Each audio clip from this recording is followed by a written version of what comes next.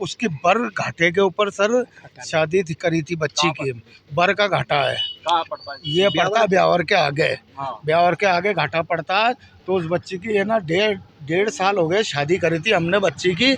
उसके बाद में जवाई एक दफ़े भी घर के ऊपर नहीं आया। वो उसको फ़ोन खूब करते थे और बच्ची को आए दिन है ना झापड़ मारना, टॉर्चर करना, और उसको दहेज के लिए काफ़ी टॉर्चर करते थे उसको कि तू पैसे ले गया। और वो क्या है, लड़का है ना नशेड़ी है साहब। और जिसने शादी कराई थी ना उसने ये नहीं बताया हमारे को कि ये नशेड़ी है या क्या है, वो है दलाल शादी करना। और हमारा भाई है ये सीधा साधा है, इसको तो बिल्कुल मालूम नहीं था, इसने उठा के शादी कर दी। उसके बाद में बच्ची के क्या है 7वां सा बच्चा होया तो वो क्या हमारे घर पे आ गई थी बच्ची। तो बच्ची होने के बाद के अंदर उसको है ना फिर फ़ोन के ऊपर धमकी देता रहता था कि आ रही है नहीं आ रही है, मैं ये कर दूंगा वो कर दूंगा। तो फिर उसको बोलता था ऐसा कर तेरे पापा से पैसे मंगवा दे मेरे को। मेरे है ना बहुत ज़्यादा मतलब है ना डिफरेंस, जैसे नशा है ना उसका मतलब छोरे का इतना होता था हद से ज़्यादा। उसके बाद के अंदर छोरी ने मेरे को है ना घर पे बुलवाया आज से 6 दिन पहले। घर पे बुलवाने के बाद में उन्होंने छोरी को मैंने देखा तो सर मैंने बोला यार ये ऐसी कैसी हो गई।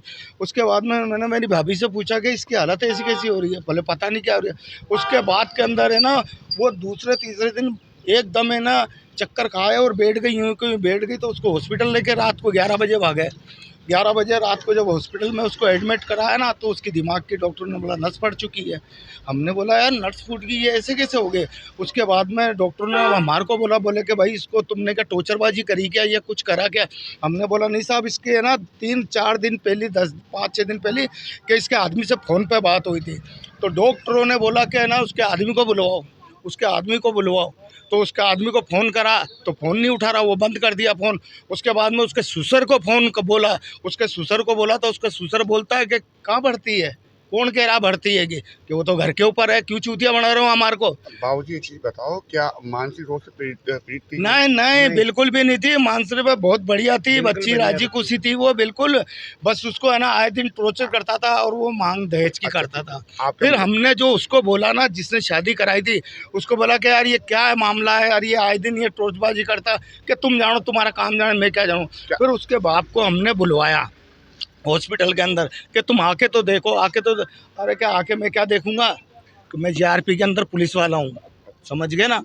तो उसके बाद में भाई 2-3 मोहल्ले वालों ने भी बोला हमारे वाले के भाई आके तो आया वो आकर के। उसके बाद के खड़ा होकर यूँ देख दुखा के हमने बोला भाई इसको अगर तुम चाहते हो तो अपन दूसरे हॉस्पिटल में ले चले। तो बोले दूसरे हॉस्पिटल में ले जाके क्या करोगे इसको, क्या करोगे इसको, कि तुम्हारी पैसे की बर्बादी तुम्हारी होगी मेरी नहीं होगी।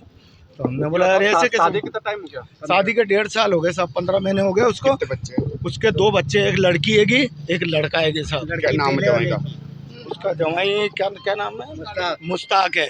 तो सर उसके बाद ससुर का उसका अपने मोहम्मद रफीक और मोहम्मद काम रफीक। करता है कि अपने उसके बाद के अंदर है ना बाबूजी आप मुकदमा दर्ज करा रहे हैं क्या इनके खिलाफ? बिल्कुल कराएंगे साहब, हम बिल्कुल करा दिया हमने साहब। कौन सा थाने पे? गंज थाने के अंदर कराया और ऑपरेटर कराया गंज थाने वालों ने। लड़की का नाम क्या है? मुमताज है लड़की का नाम। क्या उम्र है? उम्र है उसकी करीबन देख लो 33 साल है। वैसे मेरे इकबाल जी है, मैं जो मच्छी का काम करता हूँ, वो मेरे नागफनी वाला घर है गली नंबर 4 में, उसी के सामने ये रहते हैं। और अपने अच्छे संबंध से इन्होंने मुझे बुलाया कि यार भाई साहब ऐसी बात होगी इस बच्ची की। इन्होंने मुझे बताया तो पता चला कि इसकी 1.5 साल पहले शादी हुई थी लड़की की, क्या बर के अंदर ब्यावर के पास बर है, मुश्ताक अहमद से शादी हुई थी इनकी। तो वहाँ के पता मैं थाने गया तो यह क्या पता चला कि यार लड़की को ये लोग मारते कूटते हैं और बहुत ज़्यादा डिप्रेशन में है लड़की। क्या तो ये लोग क्या लड़की जब प्रेग्नेंट हुई 2-4-5-6 महीने मारा ही, फिर ये लोग अजमेर छोड़ गए। वो लोग अजमेर आके पता चला कि वो लड़की प्रेग्नेंट है।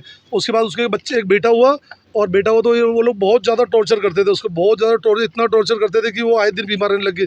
तो डॉक्टर यहाँ पर फिर क्या 3-4 दिन पहले उसकी अचानक तबीयत खराब हुई तो उसको एडमिट कराया। यहाँ एडमिट कराया तो पता चला कि यार उस लड़की को ब्रेन हेमरेज हो गया और नेक्स्ट डे ही उसकी डेथ हो गई अचानक। तो पता चला कि डॉक्टर ने पूछा भाई क्या है इस मैटर की, यार कि सब ये ससुराल वाले बहुत ज़्यादा टॉर्चर करते थे, मारते थे, पीटते थे, इसलिए हमेशा लड़की टेंशन में रहती थी। अब वो लड़की वालों को यहाँ बुला भी लिया था, अब दूसरे दिन आए वो आ भी गए थे यहाँ के।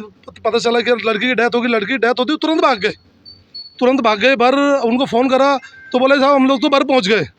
भाई पहला फ़र्ज बनता है लड़की को ले जाने का उनका, ससुराल वाले को कि यार डेथ हो गई, नहीं ले जाते तो उन लड़की वालों के साथ जाते वो लोग, लेकिन ये लोग नहीं गए और भाग गए। फिर यहाँ हमने पुलिस थाने में गंज थाने में कंप्लेन दी, FIR दर्ज कराई, फिर पुलिस वालों ने उनको बुलाया। किन धारा में कर रही है? भाई वो तो धारा तो उन्होंने लगाई, वैसे उन्होंने 176 लगाई है, लेकिन हम चाहते हैं कि उस पर 304A लगे।